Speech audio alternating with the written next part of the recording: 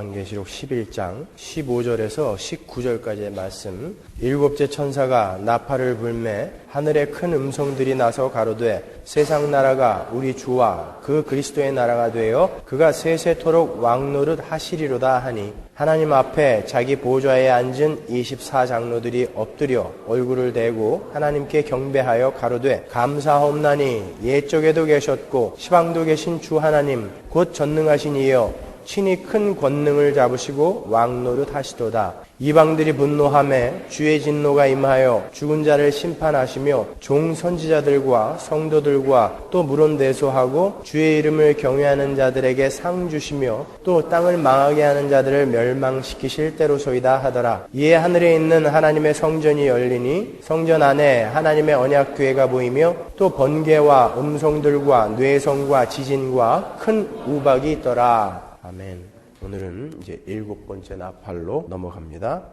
7번째 천사가 7번째 나팔을 불자 재앙이 떨어지지 않고 또 다시 한번 천상에 완성된 하나님 나라의 모습이 등장을 하죠.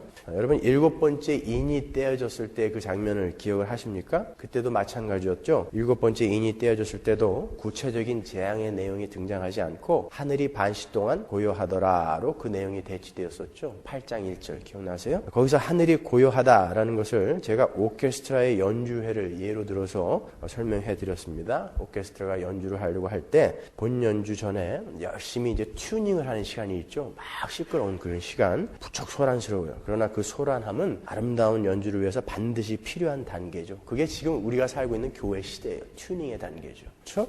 그 튜닝이 다 끝나면 잠시 이제 정적이 흘러요. 왜 정적이 흐르죠? 이제 본 연주가 시작이 돼야 되니까. 그죠? 그 본 연주가 바로 결론이란 말이죠. 그래서 이 고요함은 튜닝이 다 끝나고 이제 완성된 연주가 울려 퍼지게 되는 재앙의 끝, 재앙의 절정을 상징하는 것이다 라고 제가 설명을 해드렸어요. 7번째 나팔이 울리자 바로 그 본 연주의 내용이 드러나는 거예요. 7번째 인에서는 본 연주가 연주되기 전에 그 정적이 흐르고 있었고 7번째 나팔이 울리니까 이제 그 본 연주가 시작이 되는 거야. 그래서 이제 궁극적 우주의 종말이 오고 영원한 하나님 나라의 완성이 이루어지게 됨을 찬양하는 교회의 모습이 7번째 나팔에 묘사되어 있는 것입니다. 그러니까 항상 7번째 재앙은 인의 재앙도 그렇고 나팔 재앙도 그렇고요. 심판과 저주의 종결과 함께 하나님 나라의 완성으로 이렇게 끝이 나는 거예요. 그러니까 저주의 종결, 하나님 나라의 완성. 다시 말해서 7번째 나팔이 울렸을 때 재앙의 내용이 다음으로 유보되어 있는 것이 아니라 하나님의 재앙이 극에 달해서 세상 권세 잡은 자들의 세력이 완전히 멸망하고 하나님의 나라가 완성이 되어서 하나님께서 가지고 계셨던 궁극적인 목적이 달성되는 장면이에요. 그러니까 완전히 이제 망해버렸다. 이것을 보여주는 거죠. 17절을 잘 보시면요. 24장로가 하나님을 묘사하는데 옛적에도 계시고 시방도 계신 주 하나님이라고 묘사를 해요. 뭐가 하나 빠졌죠? 우리가 전에 공부한 바와 비교를 하면 뭐가 하나 빠졌어요. 뭐가 빠졌습니까? 계시록 1장 4절 보세요. 요한은 아시아에 있는 7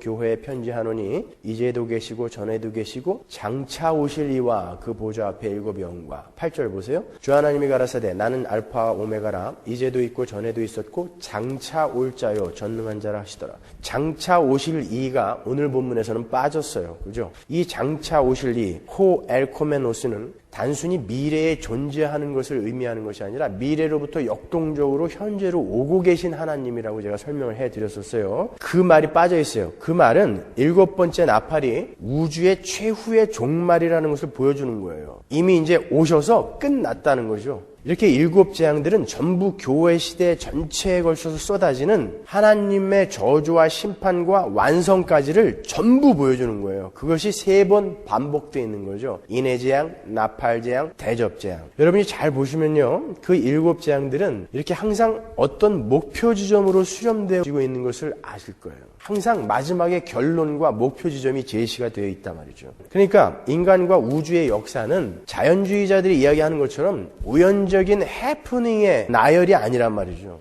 어떤 절대자에 의해서 어떤 목적지를 향해서 그 계획대로 지금 착착착착 가고 있다라는 거예요. 그 목적지, 우리가 궁극적으로 바라봐야 할 그 목적지가 15절 이후부터 묘사가 되어 있는 거예요. 한 절 한 절 보죠. 먼저 15절을 함께 읽겠습니다. 일곱째 천사가 나팔을 불매 하늘에 큰 음성들이 나서 가로되 세상 나라가 우리 주와 그 그리스도의 나라가 되어 그가 세세토록 왕노릇 하시리로다 하니, 그 목표 지점인 마지막 종말 때가 되면 세상 나라가 우리 하나님과 예수 그리스도의 나라가 되고 하나님께서 왕노릇 하실 것이다, 이렇게 찬양을 해요. 여기서 세상 나라, 바실레이아 투 코스모라는 이 말은 마태복음에 동일하게 등장해요. 마태복음 4장 8절 보시죠. 마귀가 또 그를 데리고 지극히 높은 산으로 가서 천하 만국과 그 영광을 보여 가로되 만일 내게 엎드려 경배하면 이 모든 것을 내게 주리라. 여기 8절에 천하 만국이 바실레이아 투 코스모, 세상 나라예요. 똑같은 단어죠. 오늘 본문에 나오는 단어와. 마태복음에서는 그게 누구 거였어요? 그 바실레이아 투 코스모가 마귀 거였죠. 그래서 마귀가 나한테 절만해, 내가 다시 줄게, 그런 거란 말이죠. 그러나 오늘 본문에서는 그 세상 나라 바실레이아 투 코스모가 누구 것이 되었어요? 우리 하나님과 예수 그리스도의 것이 되었어요. 그리고 하나님께서 세세토록 그 나라의 왕노릇을 하실 것이다 라는 것이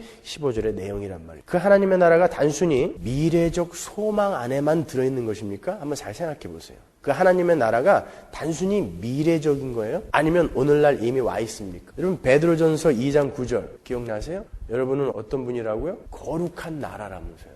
여기서는 우리가 언뜻 보면 그 나라는 저 미래에, 요한계시록을 대부분 그렇게 보죠. 계시록은 저 미래에 있을 어떤 사건이나 정황들을 기록해 놓은 거라, 이렇게 이해들을 하시는데, 여기서도 그렇죠. 먼 미래에 그 나라는 완성될 것이고 그 세상 나라는 하나님 나라가 될 것이고 그때에서야 비로소 하나님의 왕노릇 하실 것이다, 이렇게 보여지잖아요. 베드로전서 2장 9절에서 우리 교회를 성경이 뭐라고 묘사를 하죠? 거룩한 나라라고 그러죠. 그러니까 그 나라는 이미 이 땅에 존재하고 있고 하나님은 이미 그 나라를 통치하고 계세요. 세상은 하나님이 원하는 반대 방향으로 전부 가고 있는데 그 하나님이 요구하는 삶을 순종하며 살려고 노력하는 교회가 이렇게 존재하는 거예요. 그게 바로 하나님 나라란 말이에요. 여러분께서 요한계시록 공부하시는 동안에 이 already, not yet, 이 원리를, 이 교리를 꼭 염두에 두고 계셔야 돼요. 잘 보세요. 분명 여기 15절에 왕노릇 하시리로다 라는 그 단어는 직설법 미래 시제예요. 하나님께서 왕노릇 하실 거예요. 그런데 17절을 보시면 동일한 단어가 나오는데요. 가로되 감사하옵나니 옛적에도 계셨고 시방도 계신 주 하나님 곧 전능하시니요 친히 큰 권능을 잡으시고 왕노릇 하시도다. 여기도 똑같이 왕노릇 하시도다 라는 단어가 한 절 밑에 나오는데 여기서 쓰인 바실류사스는 부정과거 시제예요. 그러니까 이미 왕노릇하고 계셨고 왕노릇하고 계신다라는 의미란 말이죠. 그러니까 본문 15절 내용과 17절의 내용을 종합해보면 하나님 나라는 가시적으로 미래에 완성될 것이고 그때 하나님께서 영원히 왕노릇 하실 것이지만 지금 이 세상 나라에서 이미 그 하나님께서 왕노릇 하고 계시고 그 하나님의 왕노릇의 그 통치 아래 순종하는 하나님 나라 교회들이 이미 존재하고 있다는 것을 보여주는 거예요. 17절에 하나님께서 큰 권능을 잡으시고 라는 그 구절이 있죠. 거기서 잡으시고도 에일레파스, 완료 시제라고요. 거기서 완료 시제가 쓰였다는 것은 하나님께서 이미 권능을 잡으시고 다스리고 계시다라는 거예요. 권능을 잡으실 것이다가 아니란 말이죠. 지금은 코스믹 스트러글이 있어가지고 사단과 하나님이 막 싸우고 있는 중간이고 언젠가 나중에 하나님께서 권능을 잡으시고 걔를 깰 것이다가 아니라 지금 이미 하나님께서 권능을 잡고 계시다는 거예요. 완료 시제란 말이에요. 잡고 계시고 다스리고 있다는 거예요. 그 말은 지금은 이 세상 권세 잡은 자가 이 세상을 다스리고 있는 것 같지만 그것도 지금 하나님의 손 아래에 있는 거라는 거죠. 하나님의 주권 아래에서 하나님의 어떤 목적 때문에 놔두고 있는 거라는 거지 하나님과 사단은 피조물이에요. 하나님과 사단은 전쟁을 할 수 있는 관계가 아니라 말이에요. 없어져라 하면 없어지는 거예요. 생겨라 했는데 생겼잖아요. 없어져라 하면은 없앨 수 있는 분이시란 말이죠. 근데 놔두시는 거예요. 왜요? 하나님 나라의 완성, 바로 여러분의 거룩에 지금 사용하고 있는 거예요. 걔네들을요. 그러니까 우리가 하나님의 자녀라는 그 확인만 가지고 있다면 우리는 걱정할 것이 아무것도 없는 거예요. 모든 거, 우리가 처한 환경이나 내가 관계하고 있는 사람들, 나의 처지, 심지어 사탄의 세력까지도 하나님 나라의 완성을 위해 도구로 쓰여지고 있는 거예요. 그리고 그 모든 것들은 나에게 유익인 것이죠. 그러니까 예배당 안에서 하나님 예수 믿었는데 왜 내 소원 들어주는 거예요 도대체? 바지끄랭이 붙들고 말이죠. 하나님, 이거 안 들어주면 나는 못 가요. 놔라, 골든 텍스 찢어진다. 뭐 이런 심파로 신앙을 이해하고 있는 거예요. 그런 거 아니에요, 여러분. 하나님은 어떤 목적을 갖고 계시고 그 목적을 이루시기 위해서 우리에게 상황들을 허락하시는 거예요. 얼마 전에 스캇 팩의 책을 읽다가 보니까 이런 대목이 나오더라고요. 우리는 우리에게 일어나는 모든 것이 영적인 성장을 위해 의도된 것이라는 사실을 받아들여야 한다. 이렇게 써놨어요. 정확한 표현이죠.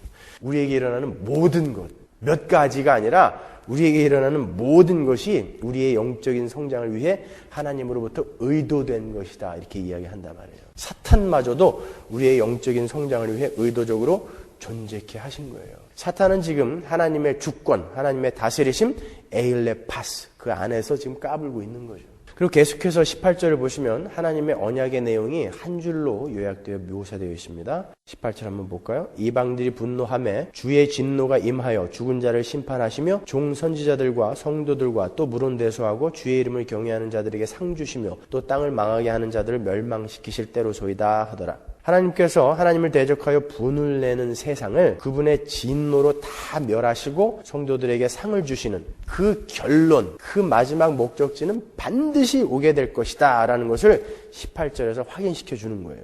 여기에 나오는 하나님께서 죽은 자들을 심판하신다라는 이 구절은 최후의 심판을 나타내는 말이에요. 어디서 우리가 알 수 있죠? 요한계시록 20장 10절 보세요. 또 저희를 미혹하는 마귀가 불과 유황못에 던지우니 최후의 심판이죠. 마귀가 이제 불과 유황못에 던지우는 그런 심판이니까요. 거기는 그 짐승과 거짓 선지자도 있어 세세토록 밤낮 괴로움을 받으리라. 끝이에요 이제. 또 내가 크고 흰 보좌와 그 위에 앉으신 자를 보니 땅과 하늘이 그 앞에서 피하여 간데 없더라. 다 끝났어요. 또 내가 보니 죽은 자들이 물론대소하고, 여기서 죽은 자들이 나오죠. 똑같은 단어예요. 그 보좌 앞에 섰는데 책들이 펴있고 또 다른 책이 펴졌으니 곧 생명책이라. 죽은 자들이 자기 행위를 따라 책들에 기록된 대로 심판을 받으니 바다가 그 가운데서 죽은 자들을 내어주고 또 사망과 음부도 그 가운데서 죽은 자들을 내어주매 각 사람이 자기의 행위대로 심판을 받고 사망과 음부도 불못에 던지우니 이것은 둘째 사망 곧 불못이라. 누구든지 생명책에 기록되지 못한 자는 불못에 던지우더라.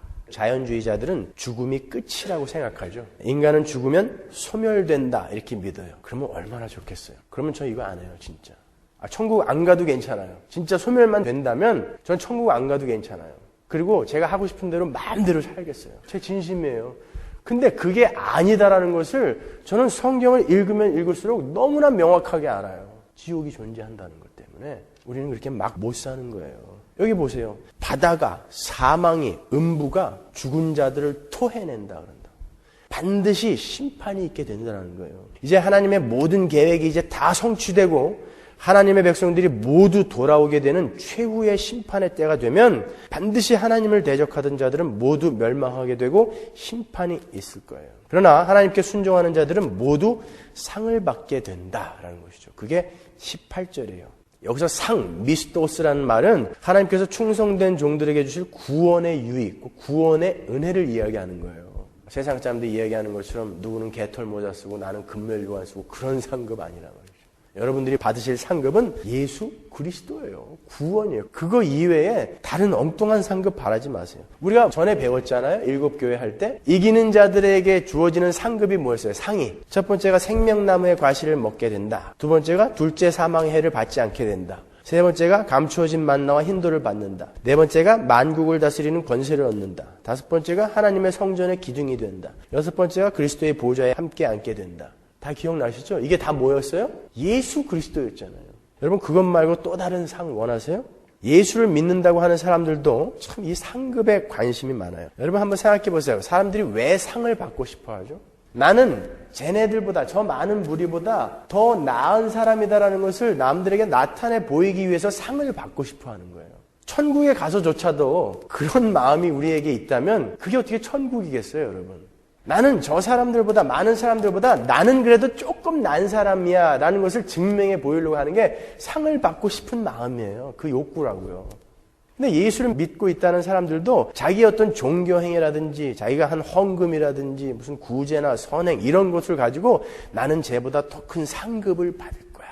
이렇게도 이야기한다니까요. 우리의 거룩이 완성이 되고 그 사랑의 하나님과 함께 눈물도 고통도 고난도 없는 곳에서 영원히 사는 거, 거기에다가 뭘 더 보태줘야 돼요? 잘 생각해 보세요. 엉뚱한 상급 같은 거 바라지 마세요. 우리가 너무나 물질주의, 자연주의 안에 푹 젖어서 살다 보니까 아직까지도 예수를 믿고 나서도 그런 상에 그냥 눈이 멀어 있어요. 여러분이 지금 11장 15절부터 18절까지를 공부하셨어요. 이 내용을 어디서 많이 보신 것 같지 않으세요? 이 내용은 요한이 시편 2편에 주석을 하고 있는 거예요. 요한계시록에서. 요한계시록은 여러분이 지금까지 공부해 보셔서 아시겠지만 대부분이 구약의 내용을 전부 인용해서 쓴 거죠. 짜깁게 해놓은 거예요. 어떤 의미에 있어서는. 시편 2편 1절을 한번 보세요. 어찌하여 열방이 분노하며 민족들이 허사를 경영하는고. 이것이 오늘 본문에서 뭐라고 표현됐죠? 이방들이 분노하며 18절에서. 그죠? 세상의 군왕들이 나서며 관원들이 서로 꾀하여 여호와와 그 기름받은 자를 대적하며 우리가 그 맨 것을 끊고 그 결박을 벗어버리자 하도다. 하늘에 계신 자가 웃으시며 주께서 저희를 비웃으시리로다.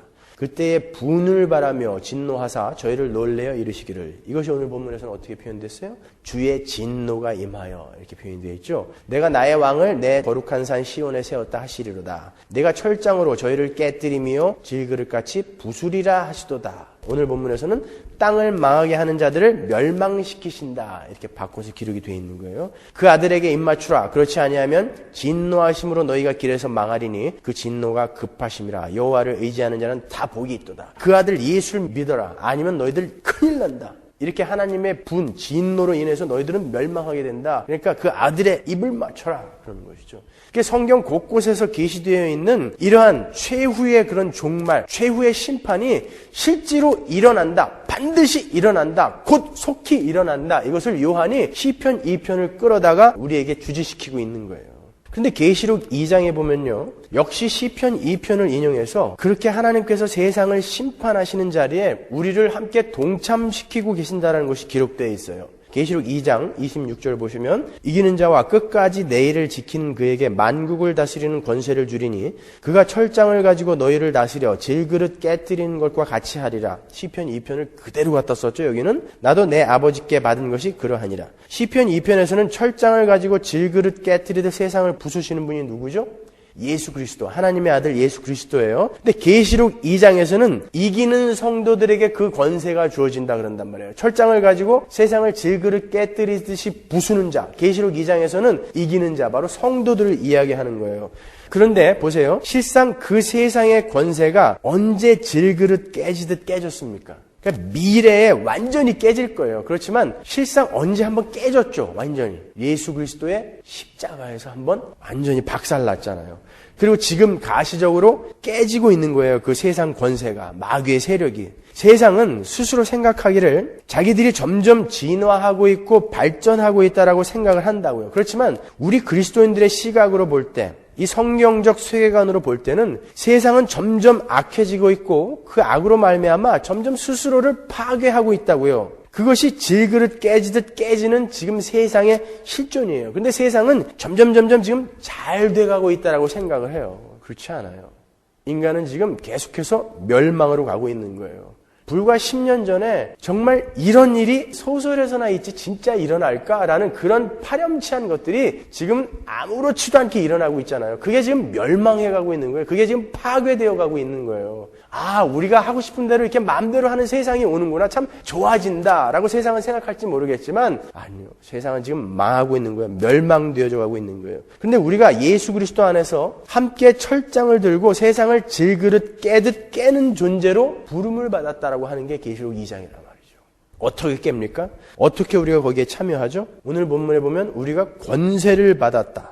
권세를 받아서 참여한다 그러죠. 그런데 그 권세는 엑수시아.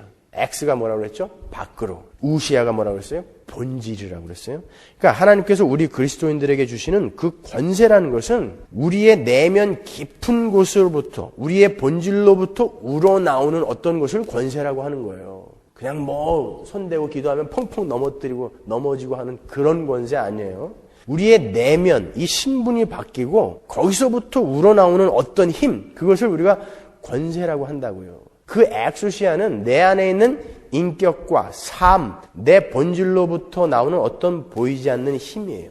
그런데 그 힘은 상대방을 변화시키고 나와 상대하는 상대방을 변화시키고 그리고 그 변화된 상대방이 어떠한 공동체 안에서 조화를 이루며 잘 살 수 있게 하는 힘이에요. 그걸 엑수시아, 권세라고 한단 말이죠. 그 권세가 이미 여러분에게 주어져 있는 것이고 그게 바로 여러분의 철장이에요. 그걸로 세상을 멸망시키는 거예요. 그게 무슨 말인지 아시겠죠? 여러분들이 하나님의 뜻에 맞게 하나님의 뜻에 순종하며 살면 살수록 세상들은 점점 자기의 악함이 드러나는 거예요. 그것을 우리가 세상을 부순다라고 하는 거예요. 우리가 점점 거룩한 나라로 완성이 된다라는 것은 우리가 완성이 되면 세상은 멸망하는 거잖아요. 그러니까 우리가 점점 성품과 인격이 하나님이 원하시는 그 장성한 분량으로 자라나게 되면 세상은 멸망하는 거잖아요. 그게 우리의 공격 무기예요. 여러분의 인격과 여러분의 성품. 그게 우리의 전투예요. 무슨 세상에 나가서 그리스도의 푸른 계절을 위해서 촛불 들고 시위하고 그러는 거 아니에요. 무슨 뉴 라이트 무브먼트니 이런 거 그리스도인들이 하는 거 아니에요. 그리스도인들은 불공평함을 인정하는 거예요. 그 불공평함 안에서 나는 이렇게 불공평한데도 하나님으로 말미암아 나는 기쁘다. 이거 보여주는 게 그리스도인이지 세상을 공평하게 만들어갖고 누구나 다 잘 사는 사회를 만들자. 여러분 이건 이방 종교가 추구하는 거예요. 이것이요. 자, 여러분 구원받은 우리가 왜 이 땅을 이렇게 살아내야 되죠? 왜 하나님은 우리를 구원시켜놓고 그냥 천국에다 바로 집어넣지 않고 왜 이 땅을 이렇게 살게 합니까? 한 3개월 정도만 살게 하시다가 얼른 데려가면 얼마나 좋아요. 한 3개월은 따뜻하잖아요. 우리 예수님 처음 만나고 한 3개월은 그냥 뜨끈뜨끈 하잖아요. 그때 썩 갖다 넣으면 되시지 왜 이렇게 오래 살게 하세요? 이 땅에서. 저는 그게 불만이에요. 왜 이렇게 인생이 길어요? 많은 걸 경험해야 돼요. 그리고 많은 눈물을 흘려야 돼요. 왜 그렇죠? 태초에 아담이 창조되고 하나님은 인간에게 모든 자연세계를 다스리는 권세를 주셨어요. 그죠? 하나님이 하나님의 형상으로 인간을 만드셨다는 것은 하나님의 대리인으로 세우셨다는 거예요. 인간에게는 다른 피조물들과는 달리 하나님에 의해 영혼이 불어넣어졌어요. 그들에게는 인격과 성품이라는 것이 생겼단 말이죠. 인간들은 모든 피조물들의 절대 상위에 존재하게 만들어진 거예요. 그러나 인간은 하나님과의 관계에 있어서는 절대 하위에 존재해요. 그리고 그 관계를 유지하는 그 속에서만 인간은 행복하게 왕노릇을 할 수 있었어요. 인간은 그 하나님의 인도하심을 따라 하나님을 의뢰하며 하나님께 순종하며 만물을 다스리도록 지어진 거예요. 그러면 가장 행복한 거예요. 그 관계를 설명하는 게 바로 선악과죠.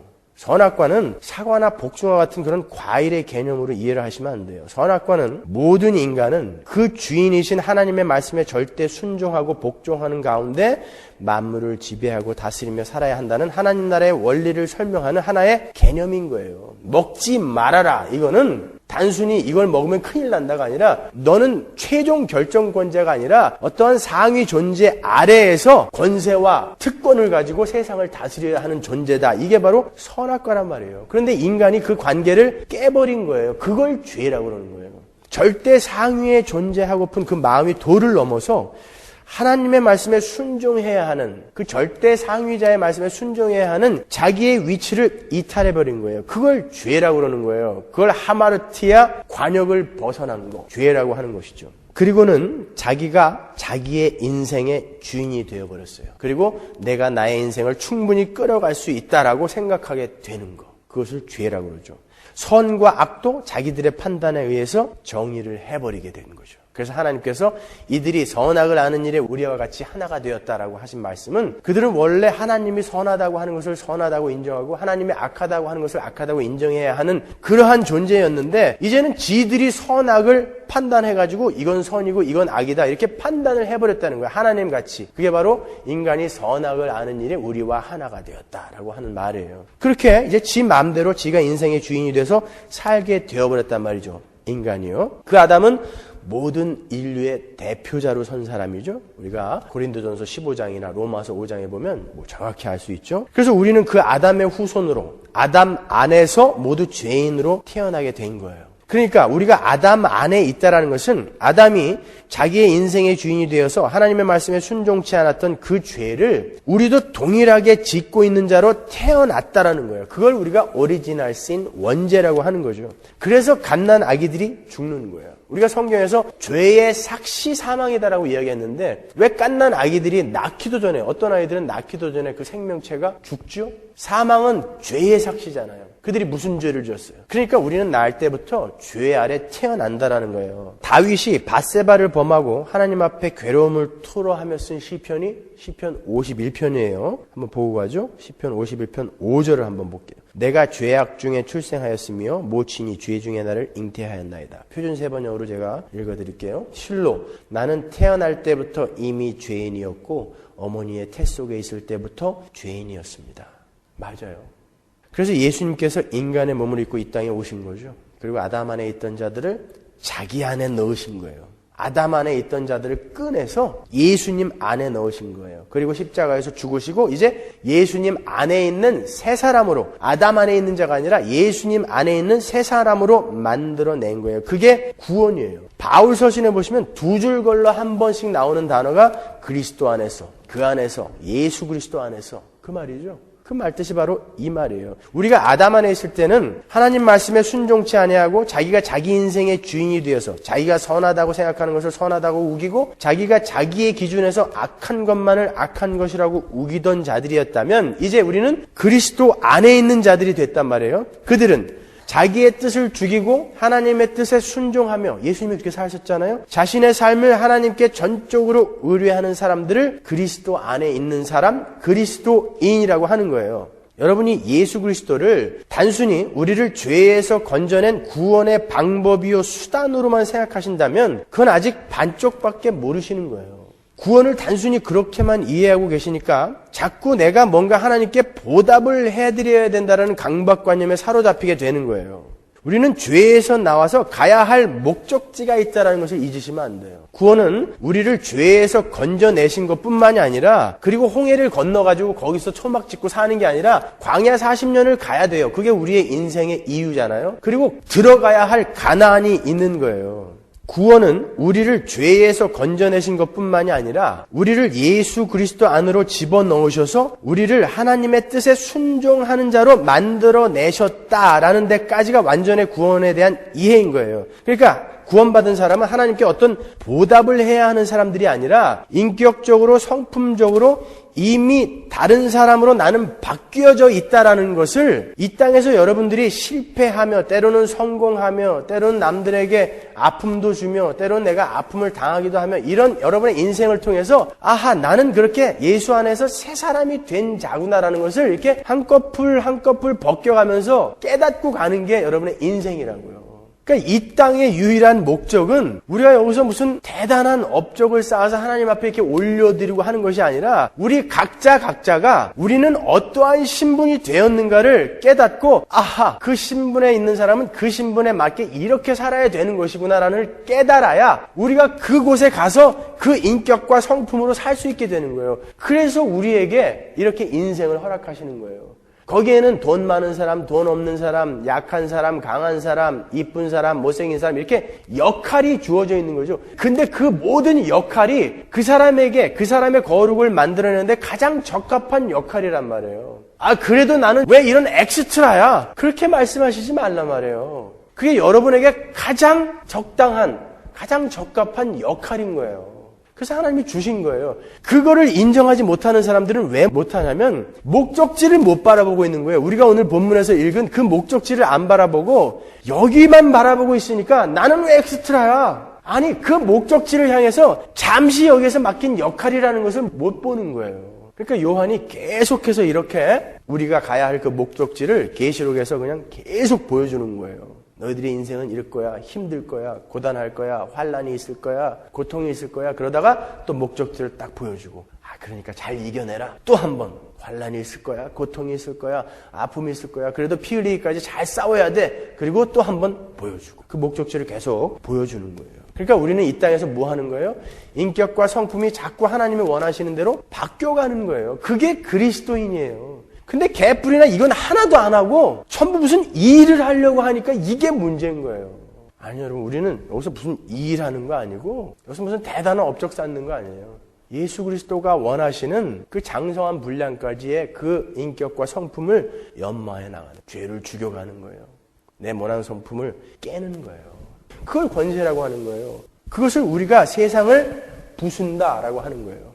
신명기 8장 2절 보십시오. 너희가 광야를 지나온 40년 동안, 광야 40년은 우리의 인생을 이야기한다고 그랬어요. 주 너희의 하나님이 너희를 어떻게 인도하셨는지를 기억하여라. 그렇게 오랫동안 너희를 광야에 머물게 하신 것은 너희를 단련시키고 시험하셔서 너희가 하나님의 계명을 지키는지 안 지키는지 너희의 마음속을 알아보려는 것이었다. 주께서 너희를 낮추시고 굶기시다가 너희도 알지 못하고 너희의 조상도 알지 못하는 만나를 먹이셨는데 이것은 사람이 떡으로만 사는 것이 아니라 주의 입에서 나오는 모든 말씀으로 산다는 것을 너희에게 알려주시려는 것이었다. 지난 40년 동안 너희의 몸에 걸친 옷이 해진 일이 없고 발이 부르튼 일도 없었다. 너희는 사람이 자기 자녀를 훈련시키듯이 주 너희의 하나님도 너희를 훈련시키신다는 것을 마음속에 새겨두어라. 너희는 주 너희의 하나님의 명령을 잘 지키고 그의 길을 따라가며 그를 경외하여라.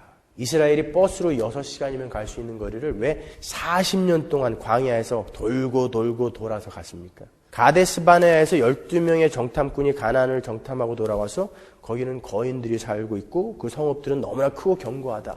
그러니까 우리 거기 가지 말자. 그러니까 모든 이스라엘이 어떻게 했어요? 하나님을 신뢰하지 않았고 하나님께 불순종했죠. 그래 가지 말자. 그래서 광야 40년을 살게 된 거죠.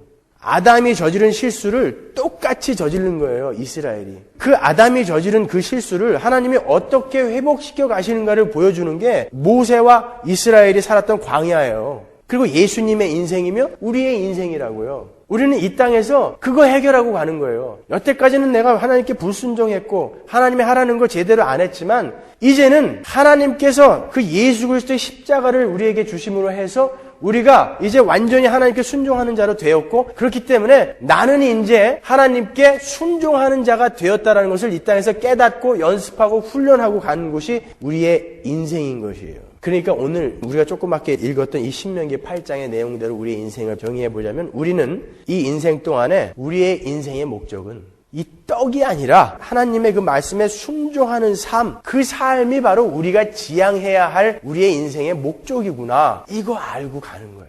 여러분, 여러분에게 주어진 생업이나 여러분에게 주어진 환경, 가족 이런 것들은 전부 하나님께서 여러분에게 주신 가시적인 만나인 거예요. 여기서 하나님께서 우리에게 만나를 주신 이유가 뭐라고 그래요? 신명기 8장에서 우리가 진짜 배만 부르면 하나님을 섬기고 하나님의 말씀을 듣게 되는지 우리를 시험하기 위해서다 그러시는 거예요.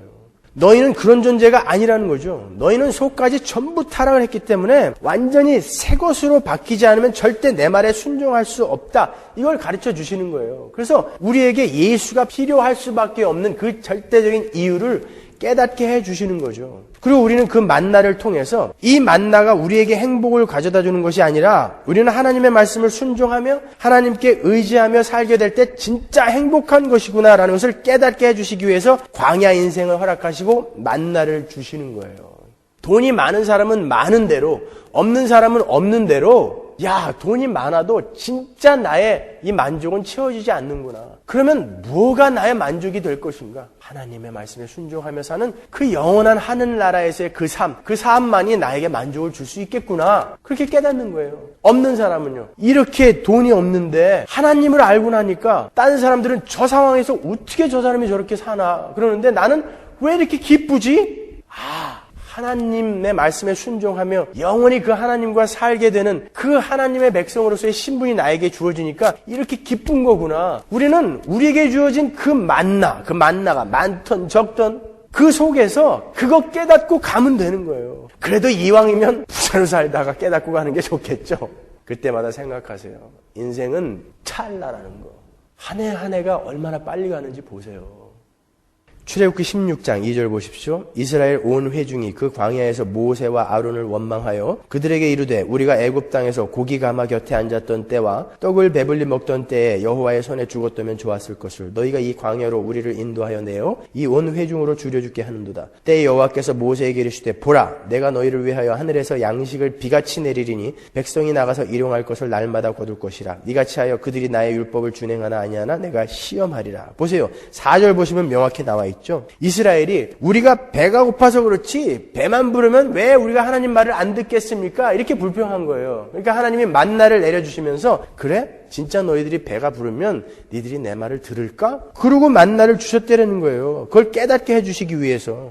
그러니까 우리는 우리에게 주어진 상황과 환경 속에서 이 광야 40년을 살면서 우리는 배만 부르게 해주시면 우리가 하나님의 말씀에 순종할 수 있는 그런 자가 아니구나. 그래서 나에게는 구원자가 필요한 것이구나. 그리고 우리의 참 행복은 하나님의 말씀에 순종하면서 하나님과 함께 영원히 사는 것, 그것밖에는 없는 거구나. 그거 깨닫고 가는 거예요. 그거 깨달으시면 되는 거예요. 우리는 오히려 우리의 소유가 풍부해지고 우리의 힘이 강해지면 우리 하나님의 존재를 잊게 돼요. 그 삶은 진정한 행복을 가져다 주지 못하는 거예요. 정말 사람은 떡으로 사는 것이 아니라 하나님의 말씀을 따르며 순종하며 살아야 행복해지는 존재구나라는 것을 여러분의 신앙생활을 통해서 깨달으셔야 되는 거예요. 신명기 8장 12절 보시면 네가 먹어서 배불리고 아름다운 집을 짓고 거하게 되며 또 네 우양이 번성하며 네 은금이 증식되며 네 소유가 다 풍부하게 될 때에 두렵건대 네 마음이 교만하여 내 하나님 여호와를 잊어버릴까 하노라. 여호와는 너를 애굽 땅 종되었던 집에서 이끌어내시고 너를 인도하여 그 광대하고 위험한 광야 곧 불뱀과 전갈이 있고 물이 없는 간주한 땅을 지나게 하셨으며 또 너를 위하여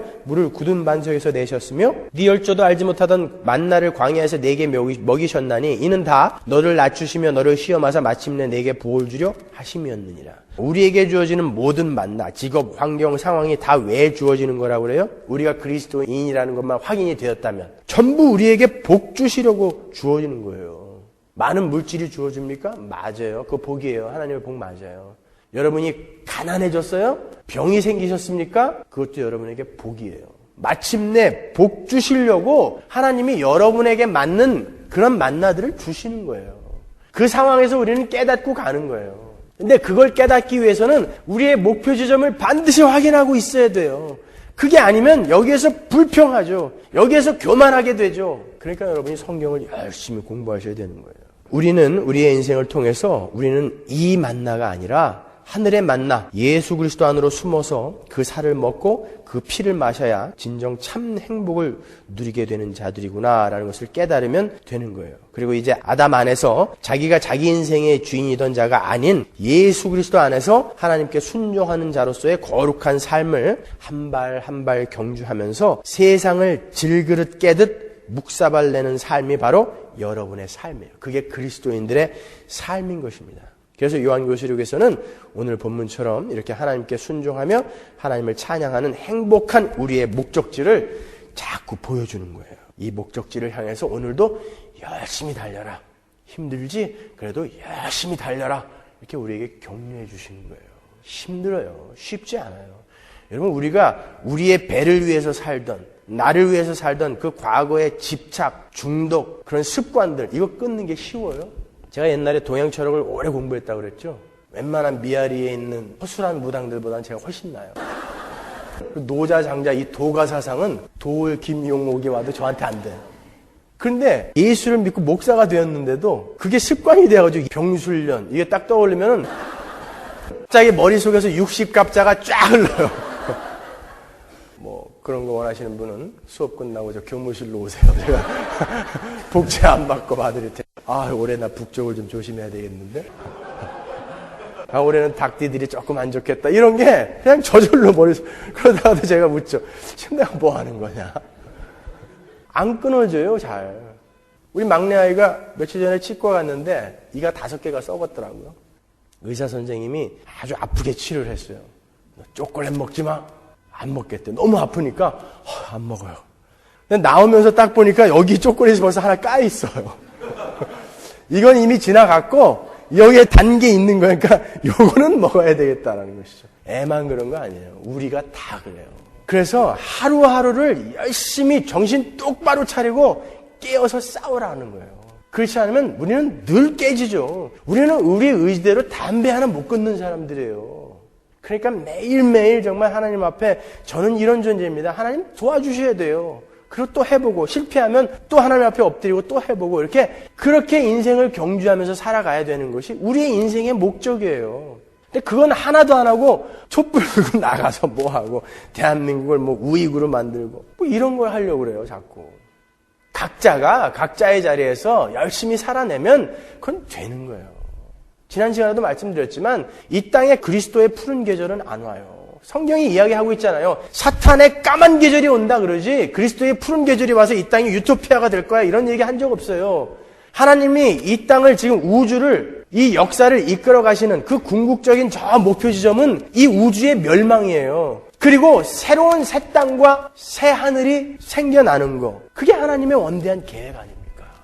그러니까 여러분 엉뚱한 데에 눈 두지 마세요. 여러분 어떤 식으로든 여러분의 인생은 곧 끝날 것입니다. 그리고 우리는 모두 하나님의 심판대 앞에 하나도 빠짐없이 서게 될 거예요. 어떤 사람은 상을 받아서 영원한 하나님 나라의 백성으로 살게 될 것이고 어떤 사람은 영원한 저주 속으로 들어가게 될 것입니다. 그 목표 지점만 바라보세요. 그 목표 지점을 제시해 놓은 게 오늘 본문이에요. 혹시 여러분의 환경, 상황, 직업, 이 땅의 만나 때문에 기죽어 계신 분들 계세요? 그 만나 아니다 하잖아요. 그 만나가 너희들이 소망해야 할 궁극적인 거 아니다 그러시잖아요. 하늘의 만나를 소망해라 그러잖아요. 그러니까 기죽지 마세요. 그리고 자격지심 때문에 스스로 우울해지고 그러지 마시란 말이에요. 그건 잠깐 여러분에게 주어진 역할일 뿐이에요.